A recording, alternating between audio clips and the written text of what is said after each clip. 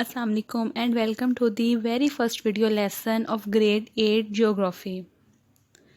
I am your SST teacher from Honors Kindergarten and Secondary School.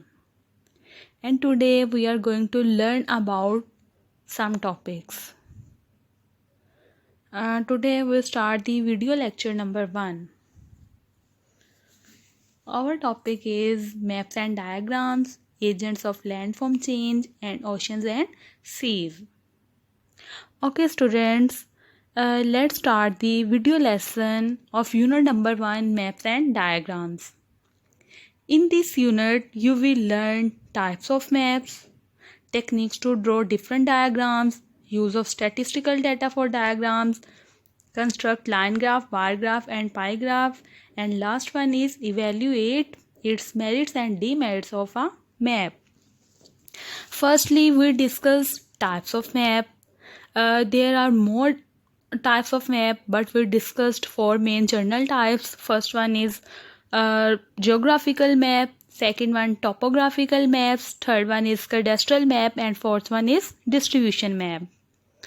Firstly, we discussed geographical maps. These maps prepared for journal information like as rainfall, temperature, forest, etc. Topographical maps. Topographical maps are prepared for smaller areas with all the details. For example, rivers, streams, forests, railways, roads, footpath, canals, etc. present in that area. Third one is cadastral map. These are large scale map. These maps contain more detail as compared to topographical map. Cadastral map को अगर topographical map के साथ compare किया जाए तो इसमें उससे भी ज़्यादा इंफॉर्मेशन डिटेल से प्रोवाइड की जाती है. These map provide information at village level about ownership of farm and houses.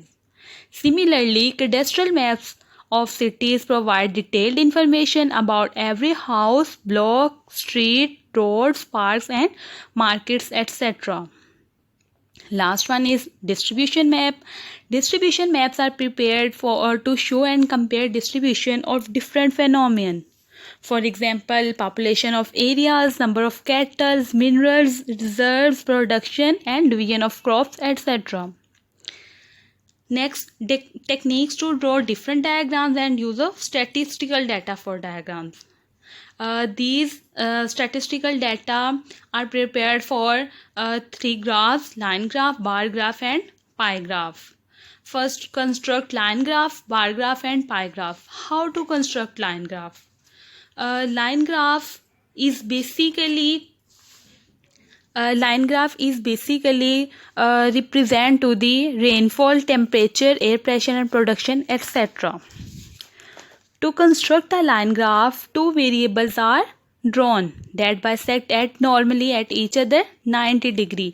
अगर लाइन ग्राफ ड्रॉ करना है तो उसके लिए आपको 2 लाइंस ड्रॉ करनी पड़ेंगी 90 डिग्री के लेवल पर. उसमें एक साइड पर कांस्टेंट वेरिएबल्स होंगे और एक साइड पर वेरिएबल्स. कांस्टेंट जो होंगे उसमें कोई चेंजिंग्स नहीं होती, like as days, months, years, kilometres and kilograms, जो कि सेम रहते हैं. Is placed horizontal axis, X axis. इसको एक्स एक्सिस पर डिटरमिन करेंगे. When measurable variables is rainfall, temperature, air pressure and production etcetera. ये वो वेरिएबल्स हैं जिसमें चेंजिंग्स आती रहती हैं. इसको वाई एक्सिस पर रिप्रेजेंट किया जाएगा. And to measure the value Y axis and appropriate scale is determined. Next, bar graph. Bar graph is widely used in geography. Geography के लिए bar graph जो है ना वो बहुत वसी पैमाने पर यूज़ किया जाता है. In this graph, we show the quantities in the form of bars. Bars की फॉर्म में इसको हम लोग क्वांटिटी को इसमें शो करते हैं बार ग्राफ में. With equal interval और equal width. The height of bar varies with quantity. Bars can be drawn both vertically and horizontally. इसमें भी vertically और horizontally 2 lines draw की जाती हैं. This method is very useful for comparison of different quantities. इसमें different quantity को show किया जाता है. For example, population of big cities of Pakistan. Pakistan की जो big cities हैं उनकी population कितनी है और किस year में कितनी population थी, like as 2000, 2001 and 2020. इन सब में कितना कितना चेंज आया, हर साल में इनकी पॉपुलेशन कितनी चेंज हुई है, उसका आइडिया बार ग्राफ में लगाया जाता है. For example, length of canals, mark of students in a subjects, import and export of countries, etc. are prepared for bar graph. Next, pie graph. Sometime geographical data is displayed in the form of circle. इसमें circle की form में data को display किया जाता है, 360 के angle पर display किया जाता है. This is called pie graph. In pie graph 360 angles of a circle are divided into different sectors. इसमें डिफरेंट सेक्टर्स के साथ 360 एंगल को यूज़ करते हुए डिवाइड किया जाता है. इसके लिए एक फॉर्मूला यूज़ किया जाता है. वो फॉर्मूला इसमें जो यूज़ किया जाता है वो है given quantity divided by total quantity multiply by 360. For example, एक क्लास में 5 स्टूडेंट्स हैं. 5 स्टूडेंट्स ने डिफरेंट सब्जेक्ट्स में मार्क्स गेन किए हैं. अगर एक स्टूडेंट ने 40 मार्क्स लिए हैं, नेक्स्ट वाले ने 50, फिर 60, फिर एक स्टूडेंट ने 10 मार्क्स लिए, एक ने 40. इन सब का सम अगर किया जाए तो वो टोटल 200 मार्क्स आएगा.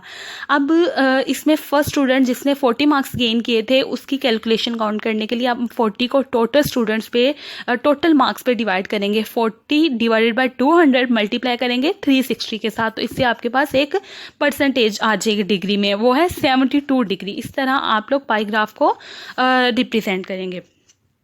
Next, evaluate merits and demerits. इसमें मैथ्स के हम लोगों ने कुछ मेरिट्स पढ़ने और डीमेरिट्स पढ़ने हैं. फर्स्ट पे है in general the maps showing the distribution of population are developed on the basis of census.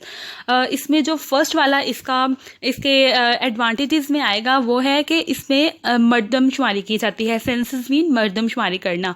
Most of the world have a census every 10 years. बहुत सारी कंट्रीज में 10 सालों के बाद मर्दमशुमारी की जाती है. मर्दमशुमारी में ये आइडिया लगाया जाता है कि किसी कंट्री में या किसी सिटी में कितनी पॉपुलेशन है. डिफरेंट एरियाज की पॉपुलेशन को कैलकुलेट किया जाता है. Some time people live temporarily in a region और a country and after some time they move to other region और country due to economic and political conditions. क्योंकि बहुत सारे लोग होते हैं वो हमेशा एक जगह पर नहीं रहते. टेम्परेरी जो है ना वो किसी जगह पर रह रहे होते हैं, फिर उनको मूव करना पड़ता है एक कंट्री से दूसरी कंट्री में या एक सिटी से दूसरी सिटी में. तो उसकी कुछ इकोनॉमिकली और पॉलिटिकली कंडीशंस की वजह से कुछ मूव करते हैं, कुछ वैसे ही करते हैं. तो ये उसमें उसका फर्स्ट एडवांटेज आ जाता है कि इसमें सेंसस होता है, लेकिन साथ में ये होता है कि इसमें जो हम लोग आइडिया लगाते हैं वो प्रॉपरली उसमें इंफॉर्मेशन प्रोवाइड नहीं की जाती. इसके ड्रॉबैक्स में यानी कि इसके डिसएडवांटेजेस में आ जाता है. Therefore it become difficult to show such mobile population और distribution map within a country. Region population density per square kilometer is usually displayed with the help of different colors or shades and do not provide completely information about the region. इसमें regions की complete information provide नहीं की जाती है. इसके सबसे बड़े drawbacks में आ जाता है. Okay student, let us start some points. Firstly, what is map? Map. Last में हम लोगों ने मैप के डिफरेंट टाइप्स को डिस्कस किया है. अब इसकी डेफिनेशन आपको बताएंगे कि मैप क्या है. Map a representation feature of the earth or whole of the earth according to a flat surface is called map. इसमें मैप में किसी भी चीज़ का नक्शा जो है ना वो प्रिपेयर किया जाता है. लाइक एज अगर हम लोगों ने ये देखना हो कि पाकिस्तान में कितने माउंटेन्स हैं, प्लेट्यूज हैं, डेजर्ट्स हैं और वो किस लोकेशन पर वाक़ हैं, तो उसके लिए हम लोगों को एक मैप प्रिपेयर करना पड़ेगा. और मैप के डिफरेंट टाइप्स हैं जिसमें सिर्फ 4 टाइप्स आपको बता दी गई हैं. तो मैप को बेसिकली प्रिपेयर किया जाता है इंफॉर्मेशन गेन करने के लिए. और next, right to characteristics of distribution map. Distribution map types की एक मैप में से इसकी लास्ट वाली टाइप है, बट इसकी भी आगे से फर्दर 2 कैरेक्टरिस्टिक्स हैं. फर्स्ट वाली है qualitative and second one is quantitative. First we discuss qualitative map. Qualitative map only show production and not the quantity. इसमें प्रोडक्शन शो किया जाता है, क्वांटिटी को शो नहीं किया जाता. And next one is quantitative map. These map show variation in the production और numbers. इसमें प्रोडक्शन के साथ नंबर्स भी शो किए जाते हैं. Quantitative map can be prepared by 2 methods, data dot maps and shade maps. इसमें डॉट मैप और शेड मैप को यूज़ किया जाता है. अब इसमें डॉट मैप और शेड मैप क्या है ये आपको बता देते हैं. First dot map. A dot distribution map is a map that uses a dot symbol. इसको एक मैप प्रिपेयर किया जाता है, उसमें डॉट सिंबल्स के साथ रिप्रेजेंट किया जाता है स्पेसिफिक एरिया को, to show the division of population और agriculture production of a specific area. अगर हम लोगों ने किसी स्पेसिफिक एरिया की एग्रीकल्चर प्रोडक्शन देखनी है कितनी है, या फिर हम लोगों ने पॉपुलेशन की डिवीजन देखनी है, तो उसको उस वाले पार्ट को डॉट के साथ रिप्रेजेंट किया जाएगा. Dot maps rely on a visual scatter to show distribution pattern.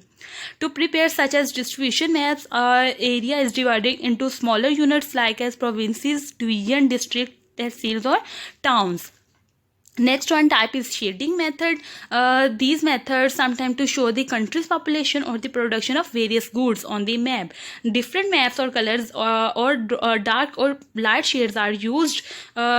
मतलब इसमें भी डिफरेंट शेड्स यूज़ किए जाते हैं, लाइट और डार्क शेड्स यूज़ किए जाते हैं. लाइक एज अगर हम लोगों ने देखनी हो एग्रीकल्चर प्रोडक्शन कितनी है पाकिस्तान की, तो उस वाले पार्ट को आप लोग लाइट और डार्क शेड्स के साथ हाईलाइट कर सकते हैं.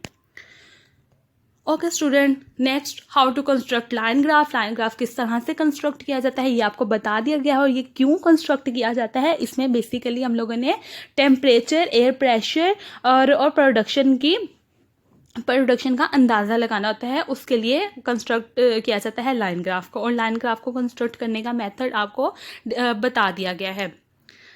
Okay students, next we start. Some maps have all elements while other maps may only contain a few of them. Maps के कुछ एलिमेंट्स हैं, 8 एलिमेंट्स हैं, जिसमें से हम लोग 6 एलिमेंट्स को यहाँ पर डिफाइन करेंगे. फर्स्ट है data frame. What is data frame? The data frame is the portion of the map that displays the data layers. इसमें डाटा लेयर्स को डिस्प्ले किया जाता है डाटा फ्रेम में. Next legends. The legend serve as the decoder for the symbol in the data frame. Data frame में कुछ symbols use किए जाते हैं डिकोड के लिए, उसको लेजेंड्स कहा जाता है. Next one is title. What is title? Title map is an element in a map layout that describe the theme or subject of a map. अगर हम लोगों ने कोई मैप प्रिपेयर करना है तो उसकी थीम के लिए टाइटल को यूज़ किया जाता है, यानी कि उसका मेन पॉइंट्स उसके थीम के लिए, उसके बैकग्राउंड के लिए. The map title should instantly give the viewer a good idea of what the map is depicting. तो उसमें कुछ आइडियाज़ वगैरह जो है ना वो दिए जाते हैं. Next one is north arrow. North arrow. A north arrow is the figure display the main direction. North like as, इसमें डायरेक्शन जो है ना वो डिस्प्ले की जाती है, like as south, east, west and north. Next scale. What is scale? The scale of a map is the ratio distance on the map of the corresponding distance on the ground. इसमें ratio जो है ना वो determine की जाती है scale में. Next one is citation. What is citation? This map create geographically relationship. इसमें ग्राफिकली रिलेशनशिप को रिप्रेजेंट किया जाता है साइटेशन में. Okay student, next we start some key points. By the end of the lesson, students will be able to tell map contain lots of information. Landforms like mountains, plateaus, plains, valleys and deserts are shown on physical features map, and statistical data displayed with the help of line is called line graph. Statistical data में हम लोग line graph को use करते हैं और bar graph और pie graph को use किया जाता है. टोटल क्वांटिटी और production of any item is shown on bar graph. अगर किसी चीज़ की क्वांटिटी और प्रोडक्शन को शो करना है तो वो बार ग्राफ में शो किया जाएगा. And last one is geographical data in the form of circle is called pie graph. Pi graph के लिए जो हम लोग जियोग्राफिकल डाटा यूज़ करते हैं वो सर्कल की फॉर्म में है. Okay students, now we'll start unit number 2, agents of landform change. In this unit, students, you will be learn describe the work of river. Students, you know what is river. Now we discuss the work. How to describe the work of river? River is an important agent of landform change. ये landforms ज़मीन में changings लाने के लिए सबसे ज़्यादा जो ज़रूरी इसमें मेन पॉइंट्स है वो है river. Permanent river are found in those areas which receive ample rainfall regularly. Presence of Mountain provides initial slope for this flow of the surface water in tiny channel, or these channel join a form of river. A river after its creation perform 3 types of geological work. इसमें 3 geological work type use की जाती हैं. First one is erosion, second one is transportation, and third one is deposition. Erosion mean कटाव करना, यानी कि पानी के काटने का अमल. सेकेंड वन इज ट्रांसपोर्टेशन में किसी भी मवाद को एक जगह से दूसरी जगह पर ट्रांसफ़र कर देना. And third one is deposition, और डिपोजिशन में किसी भी मवाद का इकट्ठा कर देना एक जगह पर. ट्रांसपोर्टेशन में एक जगह से दूसरी जगह भेज देना, और डिपोजिशन में एक ही जगह पर तमाम वो मवाद को इकट्ठा कर देना. लाइक एज अगर रिवर में रेत वगैरह है, उसको सारों को एक जगह पर इकट्ठा कर देना. Next one, describe glaciers and its types. Students, सबसे पहले हम इसमें डिस्कस करेंगे ग्लेशियर्स क्या है. A slowly moving mass or river of ice formed by the accumulation and compaction of the snow of mountains. Mountains के ऊपर जब आइस मूव करती है तो मूव करने के बाद वो एक जगह पर इकट्ठी हो जाती है, वो ग्लेशियर्स कहलाते हैं. अब इसमें इसकी डिटेल है कुछ, उसमें है high mountains and polar areas are the coldest region of the world which receive heavy precipitation in the form of snow. उसमें बर्फ़ को एक जगह पर इकट्ठा किया जाता है. बर्फ़ जब पहाड़ के ऊपर से मेल्ट होकर गिरती है तो वो एक इकट्ठा शक्ल में इकट्ठी हो जाती है. Upper layers of snow exert pressure on the lower layers and convert them into the hard glass types layer over which the body of snow tends to flow down slope. This huge mass of moving ice is called a glacier.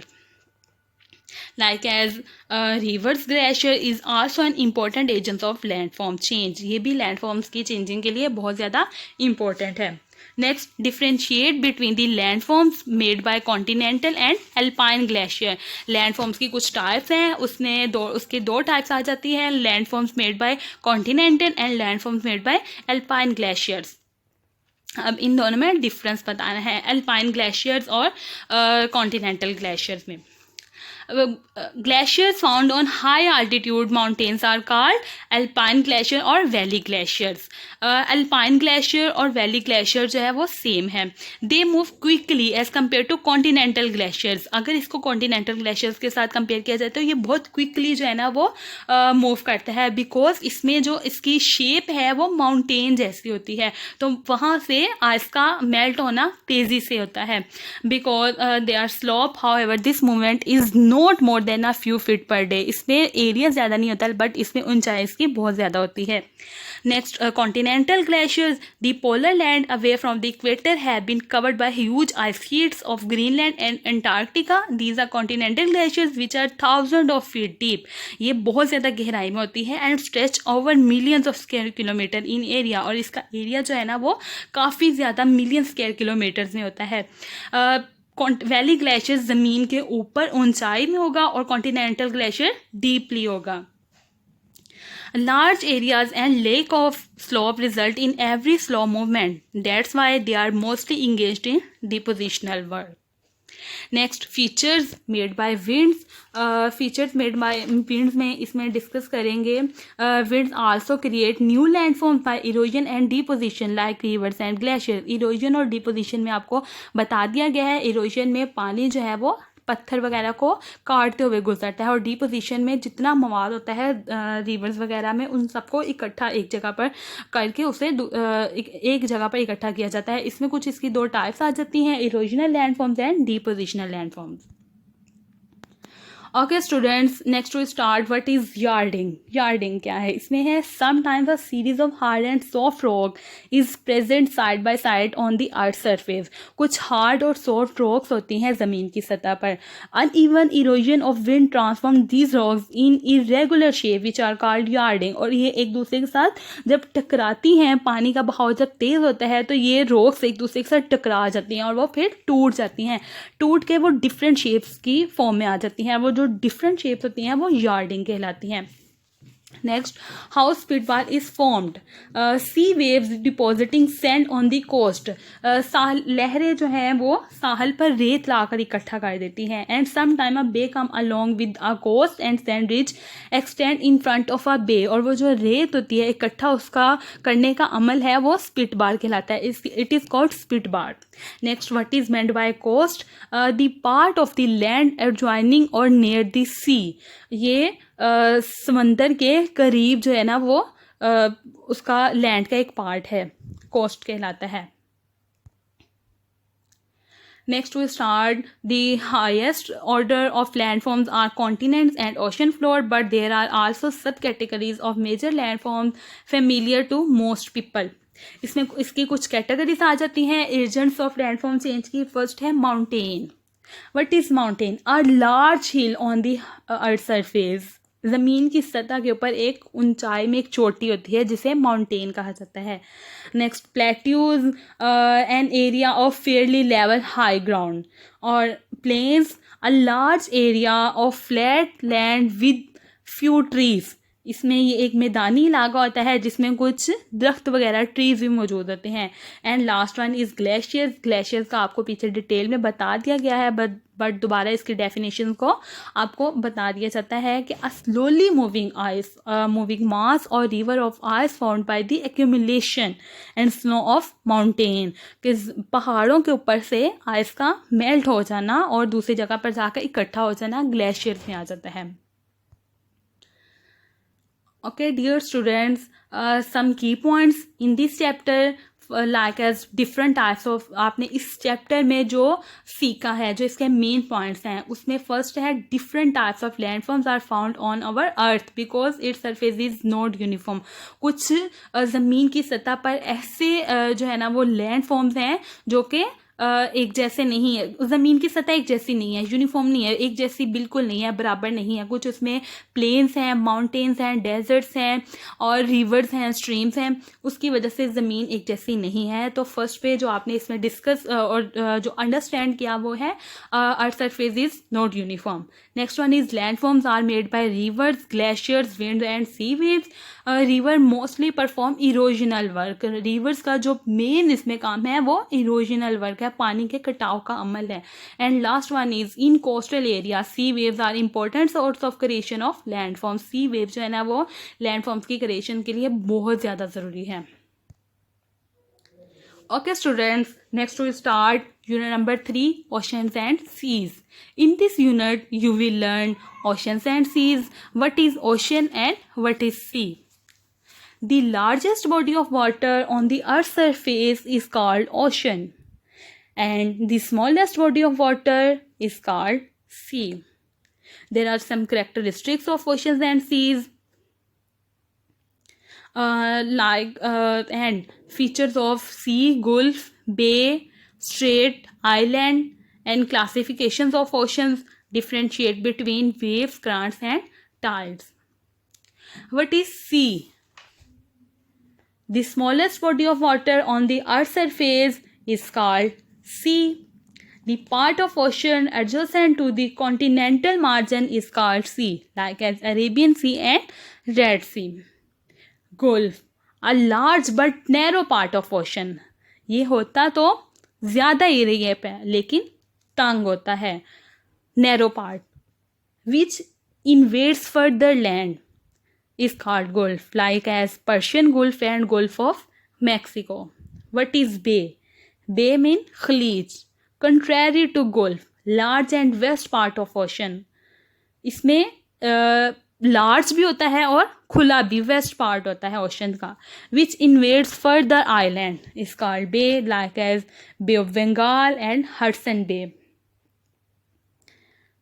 Straight, a narrow passage of water which connects two large bodies of water, oceans and sea. ये ocean और sea दोनों के साथ connect करता है, like as Strait of Gibraltar which connects to Atlantic Ocean with Mediterranean Sea. ये Atlantic Ocean और Mediterranean Sea दोनों के साथ connect करता है strait.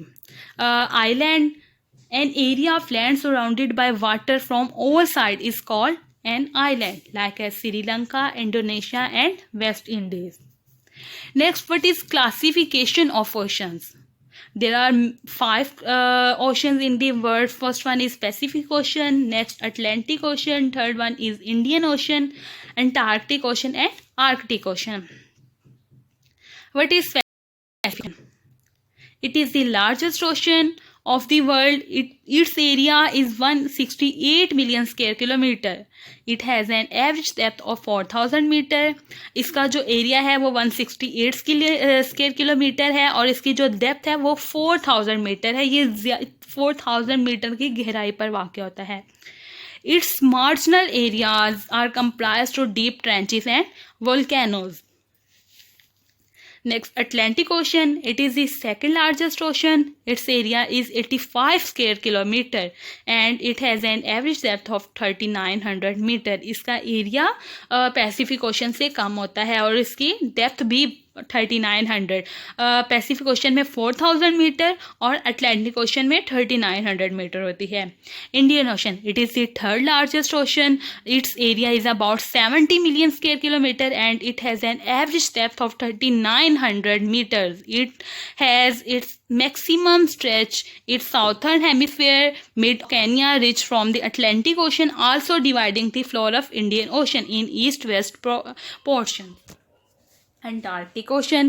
Antarctic Ocean has an area of 22 million square kilometer. इसमें इसका area just 22 million square kilometer होता है and average depth of 4000 meter. Depth इसकी 4000 है लेकिन इसका एरिया कम होता है. It has no distinct boundary with the Pacific, Atlantic and Indian ocean. इसकी करेक्टरिस्टिक्स में आएगा extreme cold water and huge icebergs are characteristic feature of this ocean. इसमें इसका पानी बहुत ज़्यादा ठंडा होता है और आइस वगैरह भी इसमें मौजूद होती है. Arctic ocean. This ocean is situated around the North Pole. It has an area of 15 square kilometer and average depth of 1200 meters. Like as shallow water, low salinity and frozen surface are characteristics features of this ocean. इसके ऊपर इसकी तह पर बर्फ़ जम जाती है. Arctic ocean में इसकी करेक्टरिस्टिक्स में आ जाता है. Next, differentiate between waves, currents and tides. What is wave? The movement of surface water is called wave. पानी में जो मूवमेंट होती है वो वेव कहलाती है. Waves is an ocean and generated due to different natural factors. Actually, it is the movement of energy which is transferred in water particles from one to another. Winds are main cause of generating waves. जो हवा होती है वो waves यानी लहरों के लिए बहुत ज़्यादा ज़रूरी होती है. ज़्यादा जनरेट जो लहरें होती हैं वो हवा की वजह से होती हैं. Cyclones and tornadoes which originate the travels across the oceans also create waves. And earthquake near coastal areas and beneath the ocean floor can also generate huge waves. जब अगर ज़मीन पर टोर्नेडो अगर पानी में टोर्नेडो आ जाता है और तूफ़ान वगैरह आ जाता है उससे भी लहरें जो है वो बहुत ज़्यादा तेज़ी से हरकत में आ जाती हैं. नेक्स्ट है current. What is current? River flow on land. Similarly, when the ocean water moves permanently in a specific direction, it is called current. अगर एक ही डायरेक्शन में परमानेंटली जो है वो पानी बहता है, लहरें बहती हैं, तो वो करंट कहलाता है. Next, tides. What is tide? There is a continuous rise and fall in the sea level. पानी में उतार और चढ़ाव आता रहता है. Twice a day the level rises and twice a day the level falls as well. दिन में 2 मरतबा लहरें ऊंचाई में और 2 मरतबा गहराई में बहती हैं. This is called tides. ये टाइड्स कहलाती हैं. The basic cause of tides is the gravitation of moon. ये मून की ग्रेविटेशन जो है ना इसकी बेसिक वजह होती है. ये मून के साथ जो है लहरें ज़्यादा हरकत करती हैं. This reality was presented by Newton in his theory of gravitation in the 17th century. According to this theory every 2 celestial bodies attract each other. So the moon, which is the nearest to the earth, create tides on the earth in spite of the lesser mass as compared to the sun. Sun as compared to moon is 390 times moon distant from the earth. So the effects of sun gravitation is 46% of the moon's gravity of the earth. Tides में दो इसके types आ जाती हैं. Monthly tides are two types. जो monthly basis पे होती हैं वो दो होती हैं. फर्स्ट वाली स्प्रिंग टायर्स एंड नेक्स्ट वाली नीप टायर. जो स्प्रिंग टायर है वो मून की फर्स्ट और 14 डेट पर जो है वो होती हैं एंड नीप टायर्स मून की 7th और 21st डेट पर. जो स्प्रिंग टाइड है इसमें ज़मीन, सूरज, चांद सारे एक ही डायरेक्शन में आ जाते हैं. लेकिन जो नीप टाइड्स है इसमें सूरज और ज़मीन एक साइड पे आ जाते हैं और मून ऊंचाई पर होता है और इसमें लहरें जो है वो हरकत करती हैं. Okay, next define oceans and sea. Oceans और सी का आपको बता दिया है. जो लार्जेस्ट बॉडी ऑफ वाटर है वो ocean and smallest body of water seas में है. Differentiate between strait and isthmus. इन दोनों का डिफ्रेंशिएट बताना है. स्ट्रेट में है a narrow passage of water which connects to large bodies of water ocean and seas. वो दो लार्ज बॉडीज के साथ कनेक्ट करता है ओशन एंड सी में. और नैरो पैसेज होता है वाटर. इस्थमस में a narrow strip of land which connect two large masses of land is called isthmus. Like as Panama which connect North and South American continents and the isthmus of Suez which connects Asia and Africa. जो isthmus है वो Asia और Africa के साथ connect करता है और उसके अलावा नॉर्थ और साउथ अमेरिका में. Next one is continental glacier continental shelf. What is continental shelf? A shallow part of sea which lies adjacent to the coastal areas is called continental shelf. कुछ साहली इलाके होते हैं उनकी जो ज़मीन है या फर्श वगैरह वो बहुत कम गहराई में होते हैं. ये कॉन्टिनेंटल शेल्फ का पार्ट है. This part of ocean has vital important from the geographical, political and economic point of view. Continental shelf जो है वो जियोग्राफिकली तौर पर, इकोनॉमिक और पॉलिटिकल पॉइंट ऑफ व्यू से बहुत ज़्यादा इम्पोर्टेंट है. A country's maritime borders site of mining and fishing, trade routes and strategic planning depends upon the continental shelf. Fishing वगैरह के लिए कॉन्टिनेंटल शेल्फ जो है वो बहुत ज़्यादा ज़रूरी होता है क्योंकि इसका पानी बहुत ज़्यादा गहराई में नहीं होता है, इसलिए फिशिंग करना इसमें बहुत ज़्यादा ईजी है. Next, from a specific point of view there is only one ocean, the world ocean, covering 71% of the earth's surface, but everyday speech goes much further than that. 71% जो है ना वो पार्ट कवर किया हुआ है इस ocean. इसमें एक है sea, the East China sea. Its area is about 4,82,300 square miles and connected to the Pacific ocean. ये पैसिफिक ओशन के साथ कनेक्ट करता है. इसके कुछ की पॉइंट्स हैं स्टूडेंट्स जो आपने इसने लर्न किया. फर्स्ट पे वो है the up and down and fourth and back movement of water is called waves. Waves के बारे में डिस्कस किया. टाइड्स का आपने सीखा इसमें and current. Tides are caused by gravitation of moon and currents are caused by prevailing winds. Summary. Students, you will learn all the 3 topics. First of all, maps contain lots of information. First पे आपने maps के बारे में पढ़ा, maps की कुछ types पढ़ी, उसके बारे में डिटेल से आपने पढ़ा और उसमें आपने स्टैटिस्टिकल डाटा के बारे में इंफॉर्मेशन गेन की. नेक्स्ट पे आपने लैंड फॉर्म्स का पढ़ा. Land forms like mountains, plateaus, plains and valleys and deserts are shown on physical features map. Mountains, plains, valleys और डेजर्ट्स अगर इनको आपने रिप्रेजेंट करना है मैप पे तो इसके लिए जो मैप प्रिपेयर किया जाएगा वो है physical feature map. Next, differentiate different types of landforms are found on our earth because it's surface is not uniform. आपने लैंडफॉर्म्स के डिफरेंट टाइप्स पढ़ी और लैंडफॉर्म्स के टाइप्स जो है ना ज़मीन पर कुछ चेंजिंग्स की वजह से होती है और वो उसमें इसलिए है क्योंकि सरफेस इसमें एक जैसी नहीं होती. Landforms are made by rivers, glaciers, wind and sea waves, and up and down and forth and back movement of water is called wave. Okay students, complete your book work with of the lesson taught to you and also learn short and long question of these lessons which have been sent to you through daily diaries.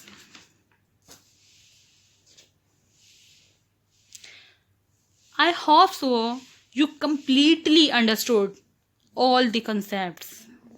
Thanks for watching. Allah Hafiz.